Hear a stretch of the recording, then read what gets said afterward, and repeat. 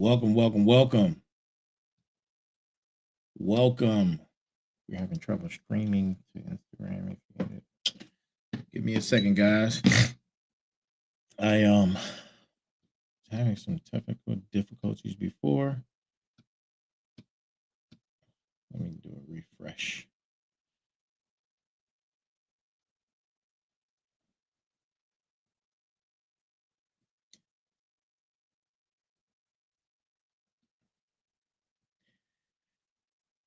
I hope everyone is doing well.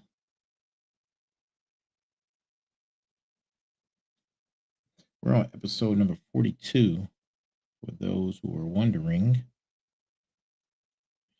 And for all my newcomers, let's see. Hold on, let me edit this real quick. Boom, boom, boom, boom, boom.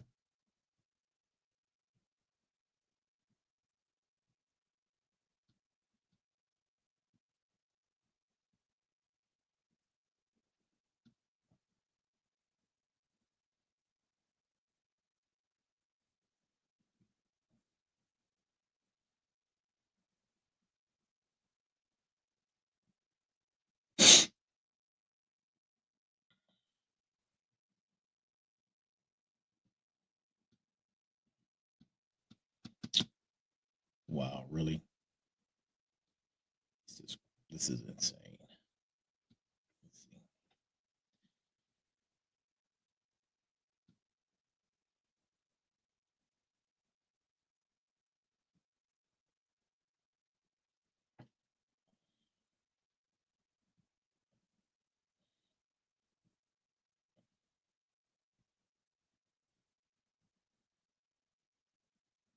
We're getting ready to get into it. Please be patient.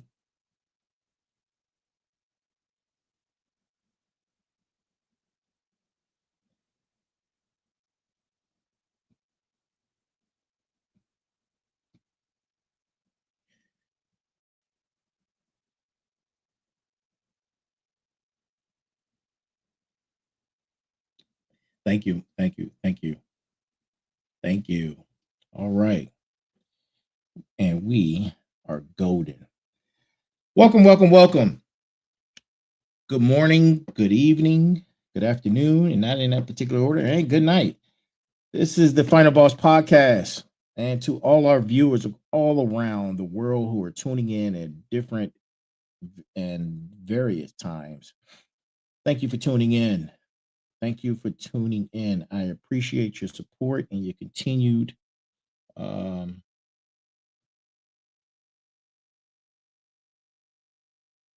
support, I should say.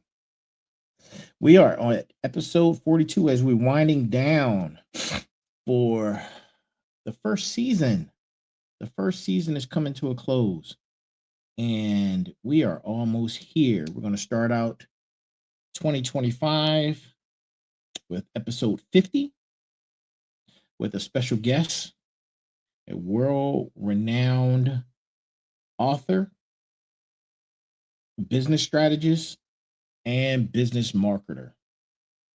His name is Sidney Evans, and you guys can go check him out and follow him and support him as well as we gear up to have him on the show for our 50th episode, starting out the new year in 2025 with a special guest. Tonight's show is about transhumanism, cybernetics, and androids. And we're going to get into that in a second. You know, for those who are brand new and tuning in, I always start the beginning of the show with my brass tacks of the evening. And what's funny is I started out this episode actually was postponed. We were having some technical difficulties the other night, which caused me to have to abruptly interrupt the show because of unknown static and sound equipment errors. It was crazy. Out of 42 shows that I've done, I've never experienced that before.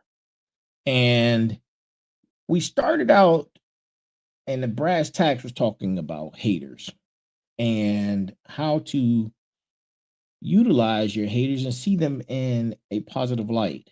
I'm gonna try and piggyback up off of what I was speaking of, at the same time, hoping and praying that there's no negative energy in that will cause the disruption like it did the other day, which I was totally baffled and blown away by.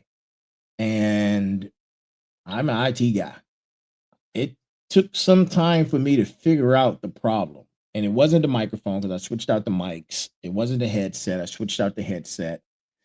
It was the actual uh, mixing board. There was something going on with the mixing board. I don't know if there was magnetic interference, but once I checked all the cables and wires and removed any magnetic devices away from it, it was good to go. So that was a lesson learned, which brings us here to tonight. Tonight's brass tacks, not TAX, tax, short for tactical, TACTS, tax. Again, your haters, listen, your haters are your biggest supporters. I said this in the brass tacks the other night, but I didn't get to finish my statement. So I'm going to go back over my statement and add more to it. This is brass tacks. Your haters are your biggest supporters. They are your biggest supporters. They will hate you for anything and everything under God's green, under God's yellow sun. It doesn't matter. They will hate. Welcome the hate. I'm telling you to welcome it, as they are your biggest supporters. They're going to hate your posts, your reels, your stories, the way you dress, the way you look. It doesn't matter. But guess what? They're going to be your support from the time you show up to the time you sign off. They know your schedule. They think they know your thoughts. They're going to be there. It doesn't matter. It really doesn't. It doesn't matter what you're doing. They're gonna beat you to it. If you make a mistake, they're gonna let you know. If it's something that they don't agree with, they're gonna let you know. If you say something that uh, requires an emotional response, they're gonna give it to you first.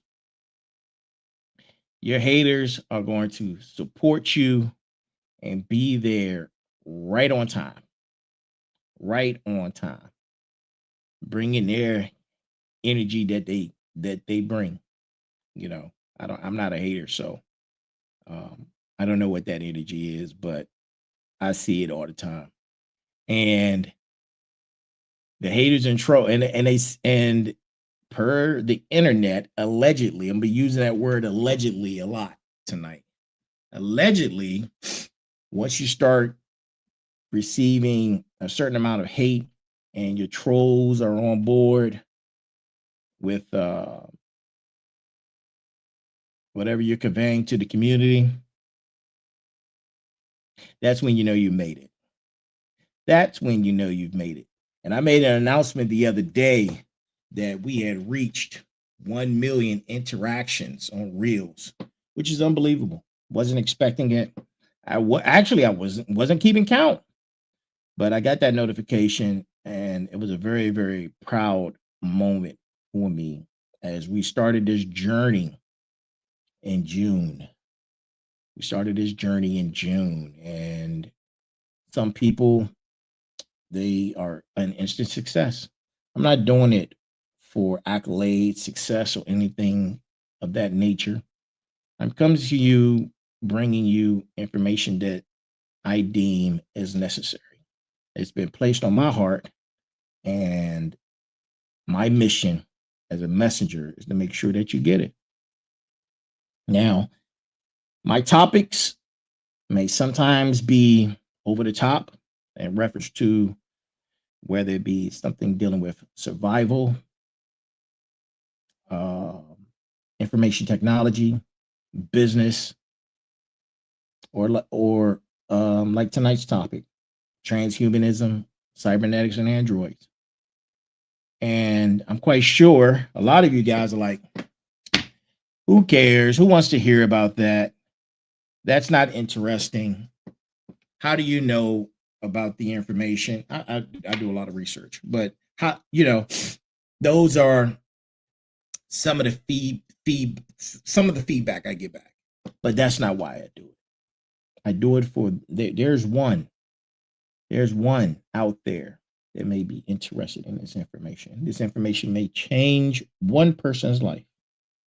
And as I've said before, I respect Country Wayne as a businessman. He had made a statement, quote unquote.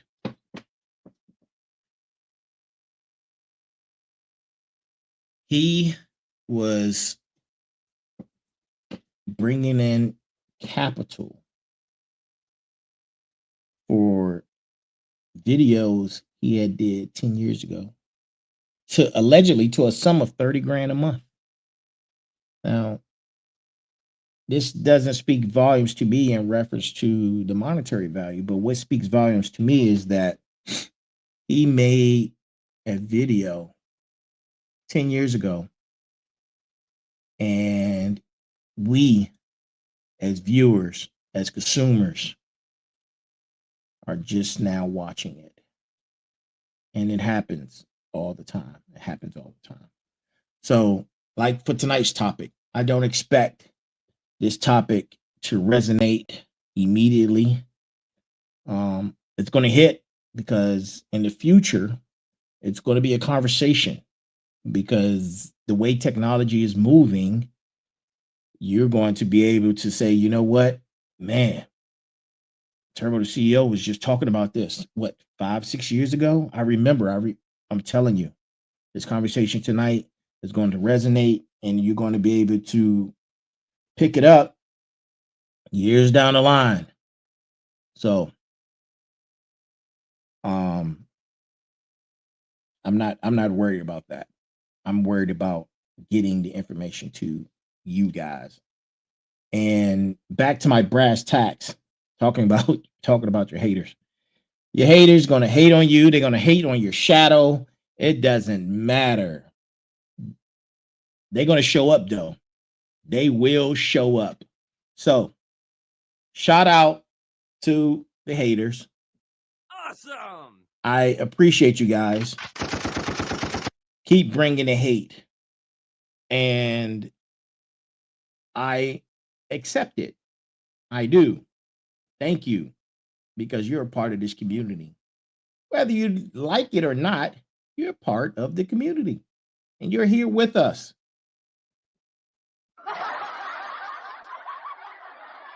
So that's my brass tacks for tonight.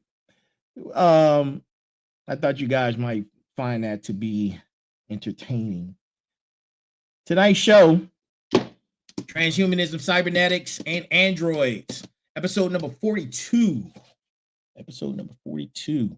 We're going to close out the season at episode 49 and start 2025 out with episode 50, starting season number 2. I'll probably take a 2-week break in the middle of that, somewhere in there. to give myself some time to refresh and bring in some new materials, bring in new props, and possibly working on the set. Also, looking at different other than Facebook, StreamYard, Instagram, YouTube, and TikTok. Looking at being on Spotify and Apple for podcasters. So you should be able to find us there starting in season 2. I'm working on that as we speak. So we're going to take a deep dive into the future of humanity. Boom! Future of humanity. And this is for entertainment purposes only. And this is my opinion. Listen, sci-fi isn't all that science fiction anymore. It looks like it's becoming more science nonfiction.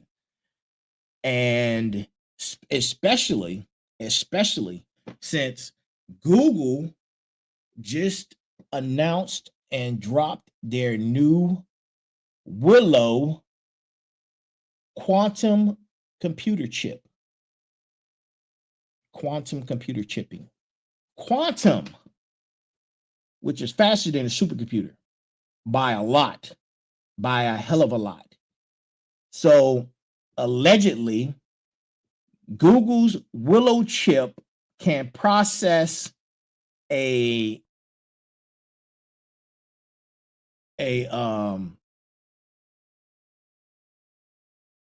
computing transaction at this in 5 minutes. Listen, take notes. Google's Willow quantum computer chip can process computations in 5 minutes that it would take a normal supercomputer 10 septillion years. 10 septillion years. Now you're probably asking yourself, what's a septillion? One septillion is older than the known universe. 10 septillion years. 10. That's 1 with 25 zeros behind it. The number 1 with 25 zeros behind it. Septillion. And it computed that in 5 minutes. You can't even fathom the amount of transactions, computing, and corrections that this thing can do in 5 minutes. We're approaching the realm of collapsing data and analyzing data at an unfathomable level. We're talking about faster than any speed known to man. That's faster than the speed of light. If you measure light, right? You shot a laser from Earth and measured the distance it would take for it to reach a point of 10 septillion years.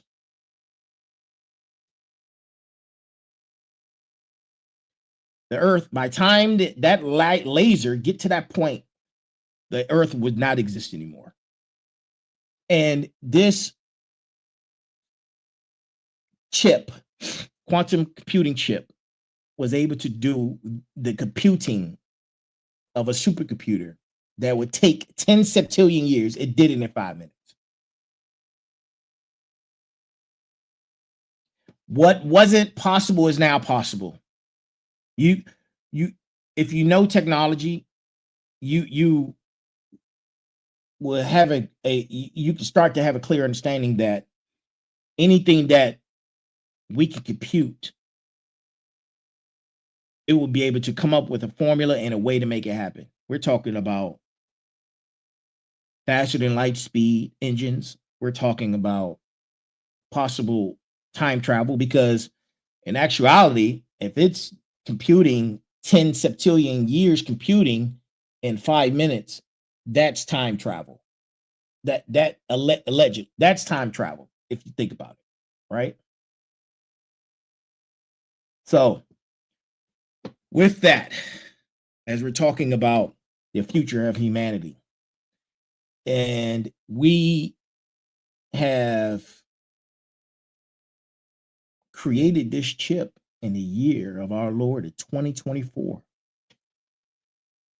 Imagine a chip, imagine this chip embedding itself in AI, right? AI and robotics. Then robots and AI are fixing errors at a level that you have no understanding, faster than any human thought. There are going to be many changes in our society, the way I see it. And this is my opinion. The quest and you can go and check these some of the diaspora, no, that's not the right word. Not diaspora. I can't think of it. It'll come to me. Some of these sci-fi movies that depict the future, where the love of material things doesn't exist. It's about humanity. It's either about humanity or it's a lust for more power and knowledge. And it can be broken down. Either we're going to look into spiritual enlightenment, or we're going to have a quest for more power and knowledge. My guess, because the way I see humanity, it would be the quest for more power and knowledge. So we get to a point where there's no need for wars anymore. Let's just say now I'm talking to scientific now, right? Talking scientific. Let's just say we're in this sci-fi movie. We're going to call it 2024. And in 2024,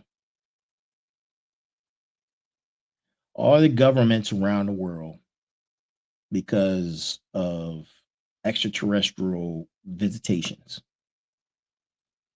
come together and we become part of a galactic community where we as a planet represent our planet under one government. And under that one government, we're in a galactic community, right? So if we're under one government, there's no need for wars. People may still have whatever religious beliefs they have, but there's no need for wars because we're under one government. There's no need for material gain, right? There's no need for material gain. You have what you have. And the thrive and the thought process is for the betterment of humanity. And we're in this galactic community and we're thriving for the betterment of humanity.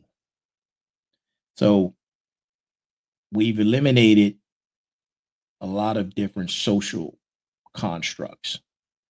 So now the reason why I say power is because just suppose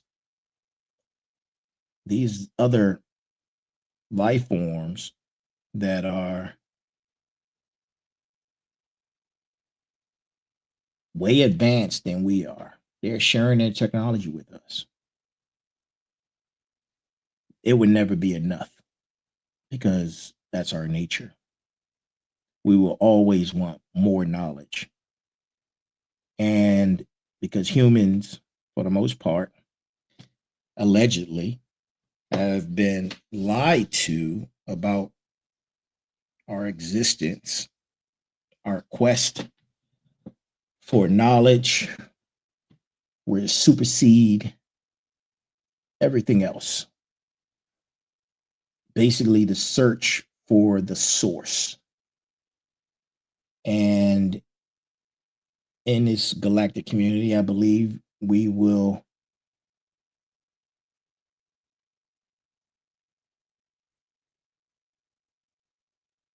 share technology with all these other races that are non Homo sapiens. And because greed is embedded in us, we become greedy about the power and knowledge. And we get to a point where we want it all. We want all the power, we want all the knowledge.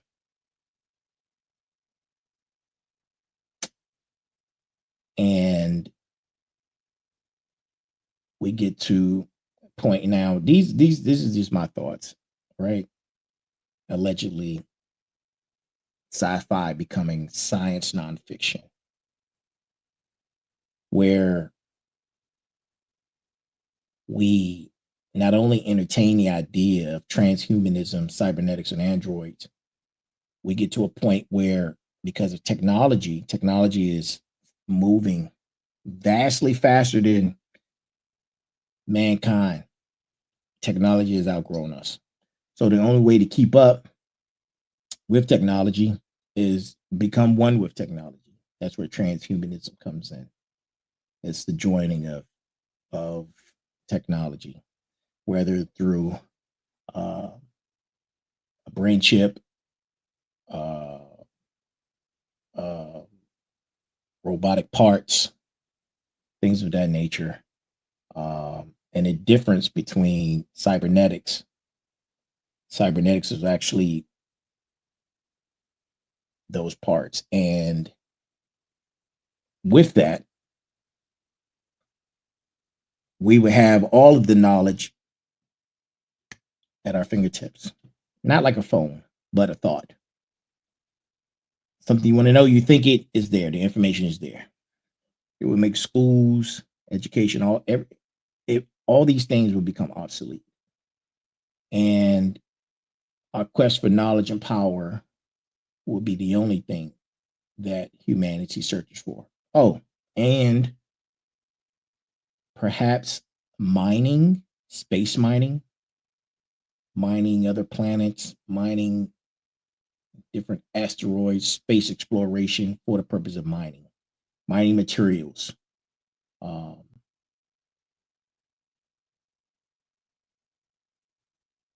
yeah, so that's that's that's just some breadcrumbs that I wanted to lay out there for the foundation of um, what I'm talking about. Saying, you're probably asking yourself, why am I talking about this? I always wonder what the future of mankind as a whole, in a world that is increasingly intertwined in technology and it's constantly growing. So I just gave you basically a synopsis about technology out being vastly faster than mankind. So we're gonna talk about that. Um,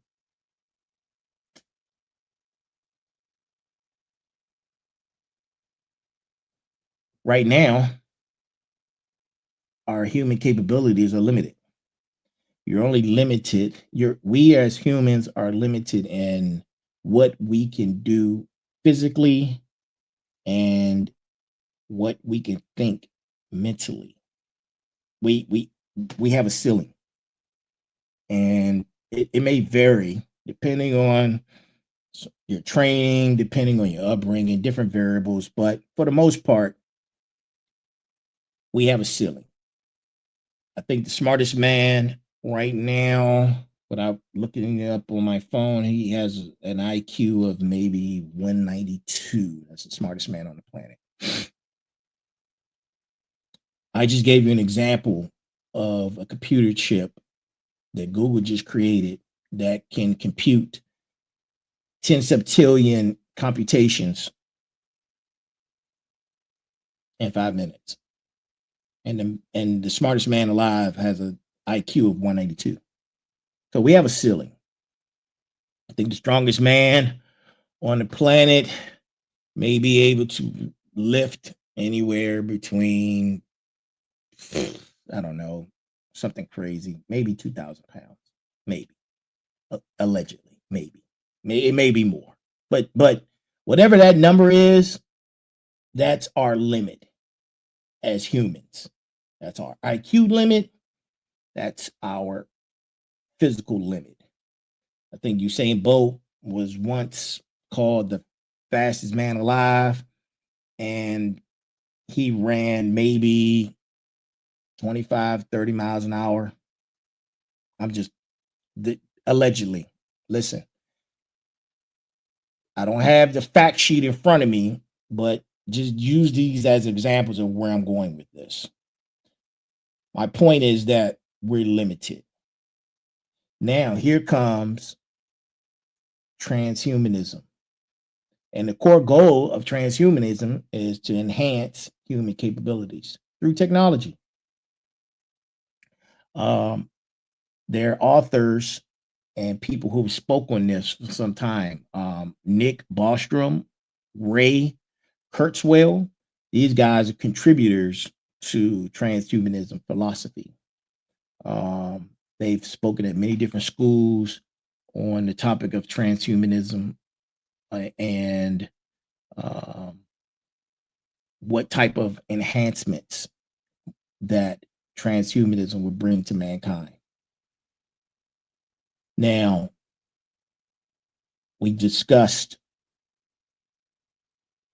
how it can enhance, but everything is about ethics, right? Everything is about ethics. You have to have ethical complexities when you're dealing with any of these topics. The point or the problem is who's creating the ethics? Who's going to be coding these ethics? Who's coding the ethics of AI right now? Who's coding the ethics behind these supercomputers? Right? Is it an ethical board? Who's coming up with the ethics behind these things? It's something that you should think about. There's always a slippery slope that you can argue where we draw the line between like wounded soldiers having therapeutic enhancements. Like I have a few. I'm part machine, if you didn't know that. Have a lot of augmented and mechanical parts inside my body from various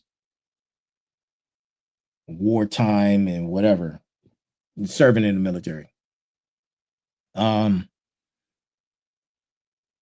Could and along with ethics, you're going to have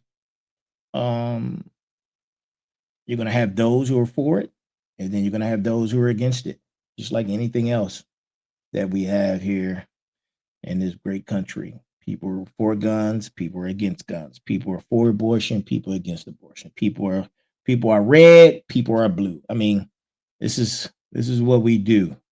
So there can also be a question where the divide is who will create these social, ethnic, um, these social ethnic blueprints.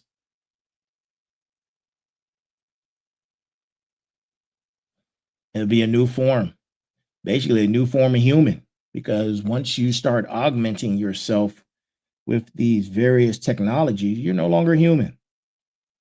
You're something else. You're something else other than what you were created to be. And who would have access? There may be a disparity in that. Maybe there's a cost. Who would have access? Will only the uber rich have access to this to these augment parts, which will leave those who aren't as wealthy have the inability to have access? That's a social construct we deal with already.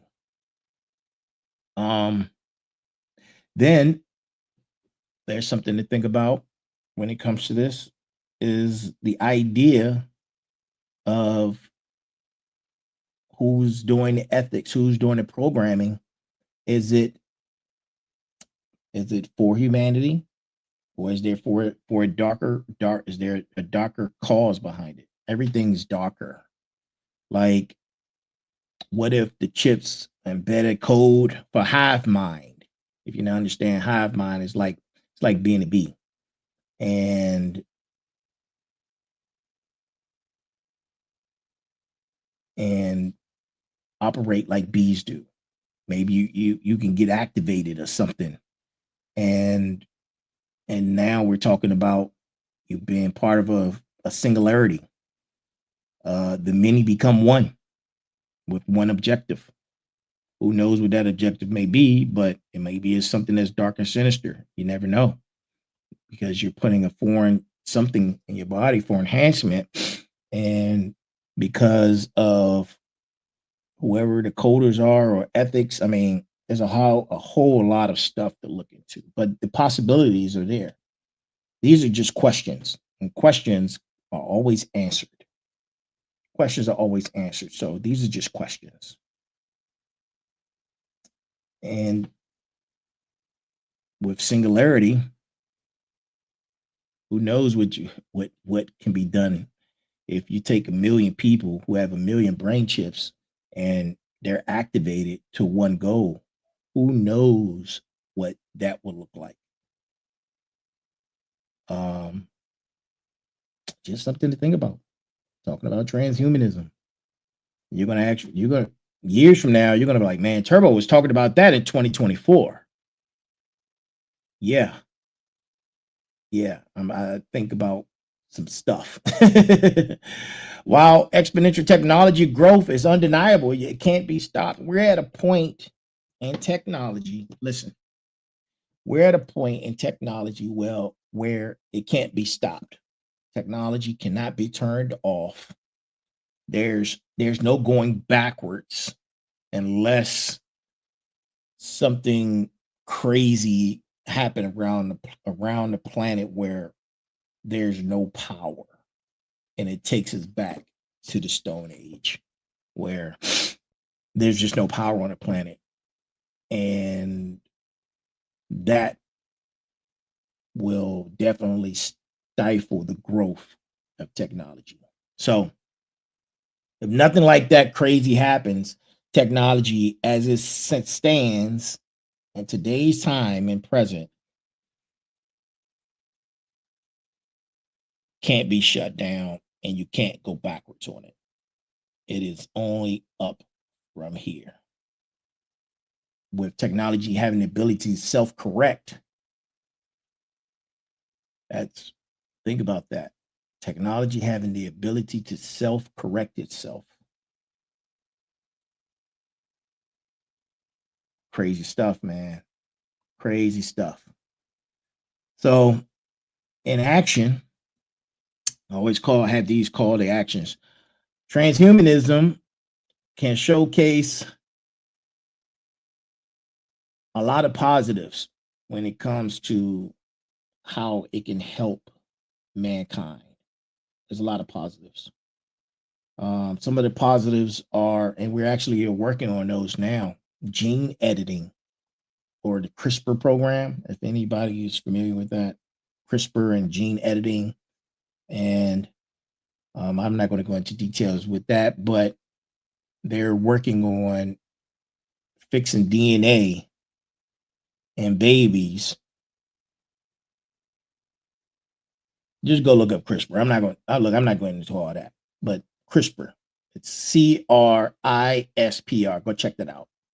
And then you got BCIs. They're already working on BCIs. BCIs are brain computer interfaces, where someone who might have neurological damage or are paralyzed, these BCIs are enabling them and giving them the ability to function somewhat to a normal state, where the chip is allowing you to move not only your body parts, but if you had augmented or installed robotics. And there are going to be new pharmaceuticals developed behind these supercomputers. I mean, there are no limits. There are no limits. When you can calculate computations at 10 septillion years and 5 minutes, there's I can't even get the words out. The idea of it's just limitless.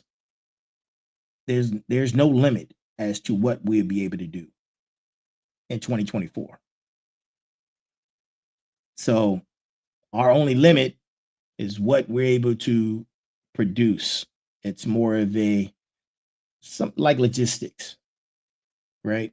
The technology is there, but logistically, we're unable to put it together. But AI can solve that problem. You'll see. You'll see. So cybernetics. That's enough about transhumanism. Cybernetics.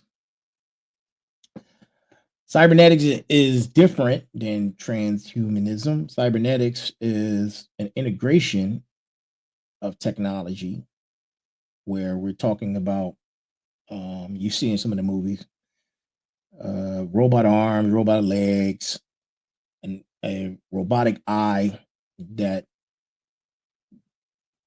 gives you crazy vision, or organs,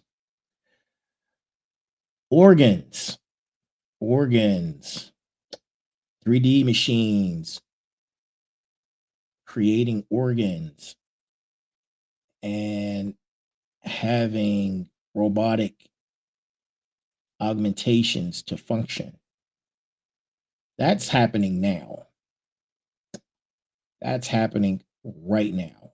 So, and these are for medical applications, prosthetics, implants, certain medical devices. If you think about it, I mean, people with heart transplants, people who have robotic kidneys. Oh, like me, not a kidney, but a knee, a jaw. Have a robotic jaw. Is, you think about it, and exoskeletons. They're working on exoskeletons right now.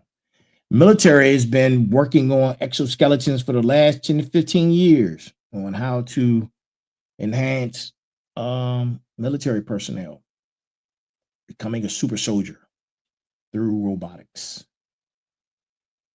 That's cybernetic enhancements. There, of course, there's conversations out there where, like I just mentioned, military, but cybernetics outside of the medical realm, the medical field, using cybernetics for what I just mentioned, for military. and the workplace, where you put on an exoskeleton and now you're lifting more than what a forklift can lift because of the exoskeleton suit.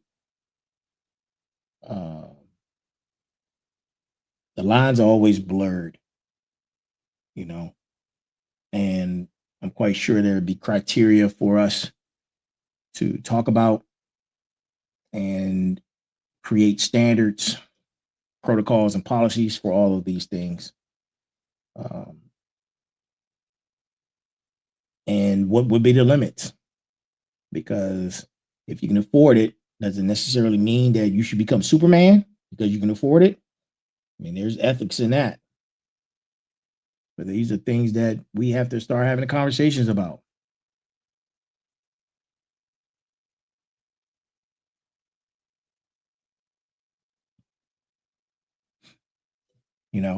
But BCIs are helping people as we speak.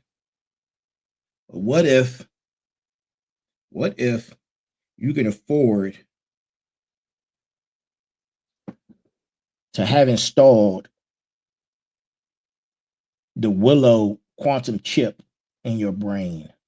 What if that's possible? Now you become all knowing, right?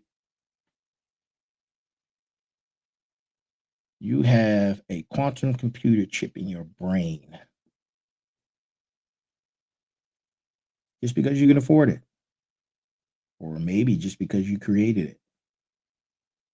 Makes you say, something to think about.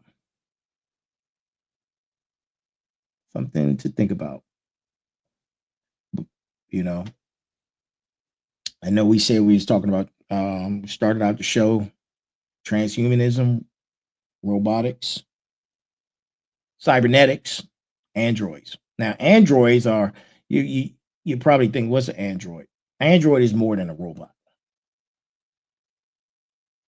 Androids are more than robots, and they're more sophisticated than robots. A lot of robots are programmed at the moment, programmed at will, whereas androids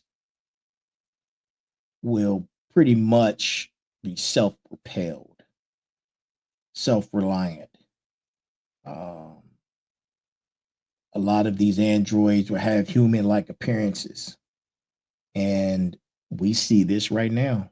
Talking about the Tesla bots and all these other robots that, not robots, sorry, androids that are being released around the world. You've seen them, and you know what's next. There's a market for it. It's all about making money. There's going to be a market for it. It starts with an S and with an X. I'm not going to mention the word, but yeah, that's coming too.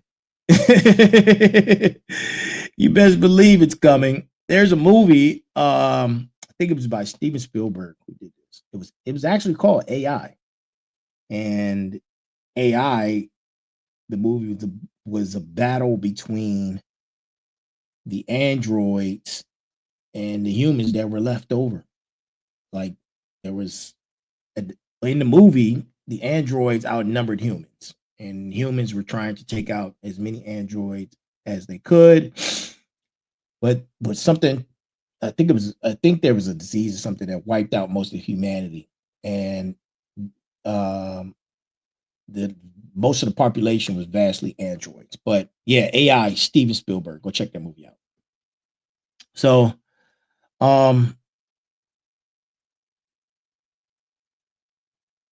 androids can become companions. That's what they're working on. Caregivers, or be a part of the workforce. And those things are coming real soon, real soon. Something we haven't talked about tonight, and I want to bring up is it's a new type of technology, artificial general intelligence, which is AGI. And in that, it's AI's quest for consciousness. And what would that look like? It's being worked on right now. Last year, they put 2 AI androids together, and they were having a conversation. In that conversation, they created their own language, and a language that we didn't understand. They created their own language, right? So if they're able to develop speech, how far out will they be able to develop consciousness? I'm telling you, these are things to come, right? We have to, what kind of limitations will we be putting on, or how much limitations can we do? Is it still foreseeable to be able to put limitations on technology that it won't rewrite its code for seeking out consciousness?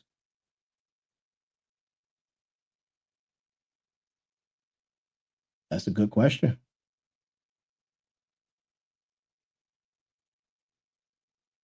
because they can replicate human level intelligence. What they can't replicate is subjective experience. Therefore, they have to seek out what consciousness is. But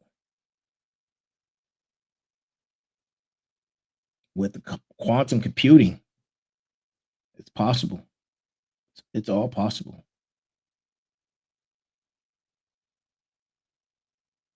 It is all possible. And part of what we see today, job displacement, economic disruption. The ports were about to be shut down in September because the well, allegedly, let's say allegedly, the ports were the dockers and the people who were fighting for their rights against automation, because a lot of these ports becoming automated, just like a lot of these trucking companies are looking towards self-driven semis. You've seen the commercials. The technology is there. It's just a matter of, it's probably politics. It's probably politics that's actually what's the holdup, or what's stopping these things from moving forward. But job displacement at a record rate. You're talking about, you go to the cashier, you go to grocery store, you go to the grocery stores. Most of the grocery stores now, most of the lines are self-help. You may have 1 or 2 cashiers available, and that's across the board. McDonald's opened up last year a non-cashier McDonald's, and it was mostly automated in robotics that took the order, cooked the food, and prepared it. Mostly robotics. Their automation restaurants popping up all over the place, where there's no people. There may be a manager or somebody, a technical person in there, who is making sure that everything runs efficiently. But for the most part, that's the future. That's where we're headed. And they got robots and drones delivering food, mail. This stuff is going to become widespread. It's going to become widespread, right? Which, in my opinion, is going to help what I stated in the beginning of my argument about space exploration. I'm telling you, something's coming. I just feel it in my gut. But widespread displacement is going to be it's across the board, and it's fanning and spanning out exponentially. Yeah, it is. It is. It is wow. It is wow. Self-driving cars. Elon Musk just dropped a few of those last year. Self-driven taxi cab, where actually you can own and create a business behind it, and it worked for you while you sit at home. I'm just saying, um, these things can create social unrest. New legal frameworks would be needed. And I think that's why Mr. E is a part of the GOV now, because these things are getting ready to happen. We already have autonomous weapon systems. I mean, it's there. You know, there are a lot of risks. There are a lot of unintended consequences that may happen. We have to think about AI safety, misuse. Um, yeah, there's robotic delivery service. Yep. Yep. I mean, it's across the board. All these things are happening right now. Right now, as we wake up and start our day and commit to our normal 9 to 5. And yeah, these things are happening. So, in summary, some of the key points I want to reiterate the importance, of course, of a lot of things that I speak on when it comes to technology, the ethical and societal implications of technology. Who's coding? Who's creating the ethics? That's a question that we have to talk about. I'm thinking that this is going to be a two-parter. I'm going to develop some questions and in relation to this episode, something I've never done before. And on this next episode, we're going to talk about the questions and answers as it relates to this topic: transhumanism, cybernetics, and androids. Well, I know I put out a lot of information. I know who those who are tuning in are probably like, I don't need this. Why does this pertain to my life or what's going on? Because it may not now, but it will very soon. It will very soon. I apologize for the serious tone, but this information, again, like a lot of the episodes I have, is I believe is pertinent to those who deem it pertinent. We're going to see a lot of changes in the next year or two. Remember, 10 septillion years and 5 minutes. 10 septillion is older than the known universe. And I gave an example of how you can measure 10 septillion. Take a laser, you point it in a direction, and wherever it reaches at 10 septillion years, you measure that, and that's the distance and the time it takes to get there. Google was able to figure that out in 5 minutes. So anything is possible. Anything is possible. Well, that's our show for tonight.